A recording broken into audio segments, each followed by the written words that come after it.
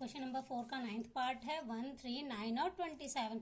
अब ये AP form करता है यानी उसके लिए डिफाइन कर लेते हैं। D equal to A2 minus A1, 3 minus 1 तो कितना आ जाएगा 2, A3 माइनस A2, A3 है 9 माइनस 3 तो ये कितना आ जाएगा 6।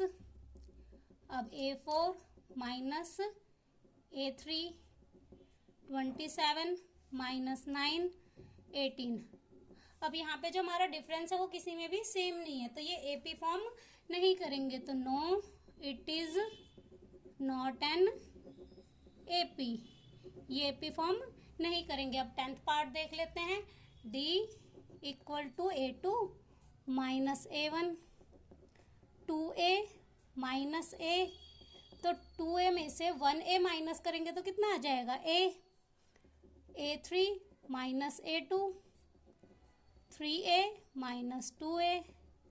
यहाँ पे भी हमारा 3A में से 2A माइनस करेंगे तो डिफरेंस आ जाएगा A, A4 minus A3, 4A minus 3A, A।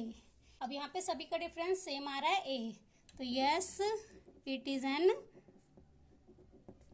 AP, ये एपी फॉर्म करेंगे। अगर ये एपी फॉर्म करेंगे तो इनका डिफरेंस क्या हो गया A, सभी का डिफरेंस A है तो हमारी जो आगे की एपी बनेगी क्या बनेगी 5A, 6A, सीरियल वाइज चल रही है A, 2A, 3A, 4A, तो आगे की फॉर्म्स क्या आ जाएंगे हमारा A5 कितना आ जाएगा 4A के बाद 5A, A6 क्या आ जाएगा 6A, A7 आ जाएगा 7A।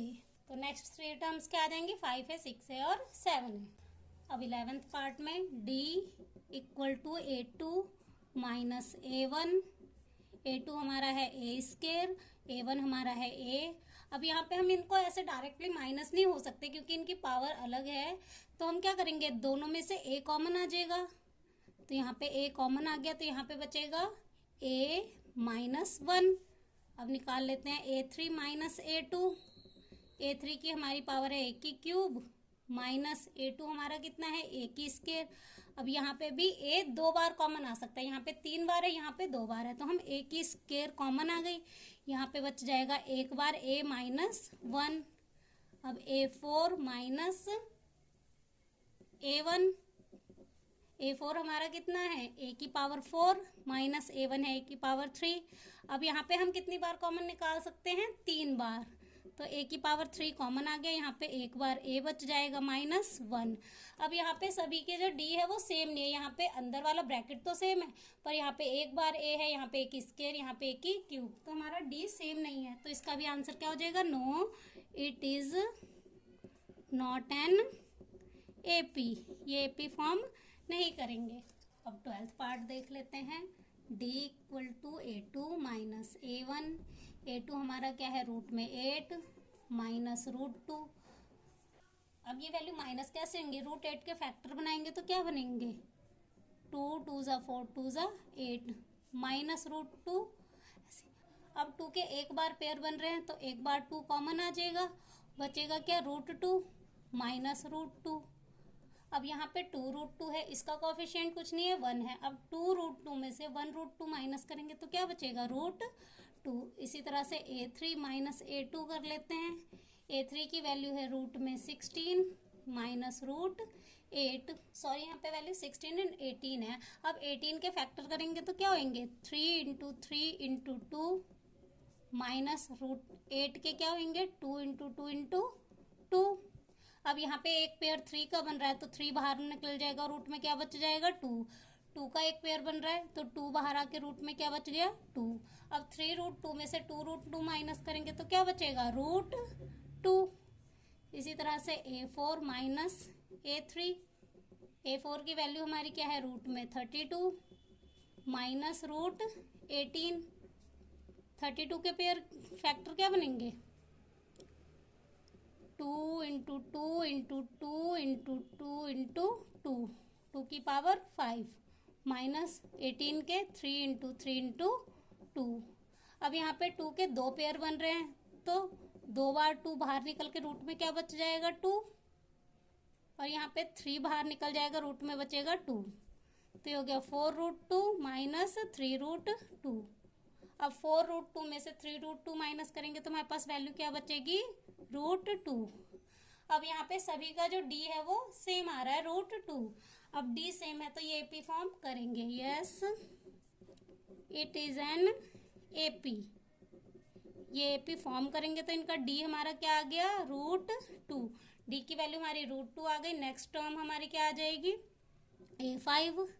तो A4 में हम प्लस कर देते हैं, √32 में प्लस कर देते हैं √2।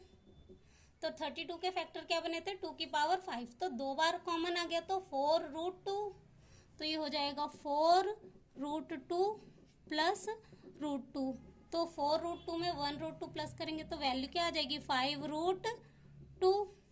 इसी तरह से A6 5√2 में प्लस कर देंगे √2 तो कितना आ जाएगा, 6√2। अब A7 तो A6 में 6√2 में प्लस कर देंगे √2 तो वैल्यू क्या आ जाएगी हमारी, 7√2। तो नेक्स्ट 3 टर्म्स भी आ गई। अब नेक्स्ट पार्ट है हमारा √3, √6, √9 और √12। तो D A2 minus A1। A2 की वैल्यू हमारी है √6 माइनस A1 हमारा है √3। √6 और √3। अब यहाँ पे √3 हमारा दोनों में से कॉमन आ जाएगा तो क्या बचेगा, 3 2 ज़ा 6 तो √2 माइनस 1, क्योंकि √3 पूरा बाहर निकल गया तो वैल्यू क्या बच गई, 1। अब A3 माइनस A2। A3 की वैल्यू है √9 माइनस √6। यहाँ पे भी √3 कॉमन आके हमारे पास वैल्यू क्या बच जाएगी, 3 3 ज़ा 9 तो √3 माइनस √2। 3 2 ज़ा 6 तो √2। अब A4 माइनस A3। A4 की वैल्यू है √12 माइनस √9। अब यहाँ पे रूट में कॉमन क्या आ जाएगा, √3। तो वैल्यू क्या बचेगी, 3 4 ज़ा 12 तो √4 माइनस 3 3 ज़ा 9 तो √3। अब यहाँ पे हमारा डी किसी में भी सेम नहीं है तो ये एपी फॉर्म नहीं करेंगे तो इसका आंसर हो जाएगा no, it is not an AP. ये एपी फॉर्म नहीं करेंगे। अब नेक्स्ट पार्ट है 1 की स्क्वायर, 3 की स्क्वायर, 5 की स्क्वायर और 7 की square. D equal to A2 minus A1। A2 की वैल्यू है 3 का स्क्वायर माइनस A1 की वैल्यू है 1 का स्क्वायर। 3 की स्क्वायर 9 माइनस 1 का स्क्वायर 1 तो वैल्यू क्या आ गई, 8। अब A3 माइनस A2। 5 की स्क्वायर 25 माइनस 3 की स्क्वायर 9। 25 में से 9 माइनस करेंगे तो वैल्यू क्या आ जाएगी, 16। अब A4 minus A3। A4 value क्या आ जाएगी, 7 की स्क्वायर 49 माइनस 5 की स्क्वायर 25 तो वैल्यू हमारी क्या आ जाएगी, 24। अब डी किसी में भी सेम नहीं है तो ये एपी फॉर्म नहीं करेंगे तो इसका आंसर आ जाएगा no, it is not an AP. ये एपी फॉर्म नहीं करेंगे। अब 15th लास्ट पार्ट है इसका। D equal to A2 minus A1। A2 की वैल्यू क्या है, 5 का स्क्वायर माइनस A1 की वैल्यू 1 का स्क्वायर। 5 का स्क्वायर क्या हो जाएगा, 25 माइनस 1 का स्क्वायर 1 तो वैल्यू क्या आ जाएगी, 24। अब A3 माइनस A2। A3 की वैल्यू क्या है, 7 का स्क्वायर माइनस 5 का स्क्वायर।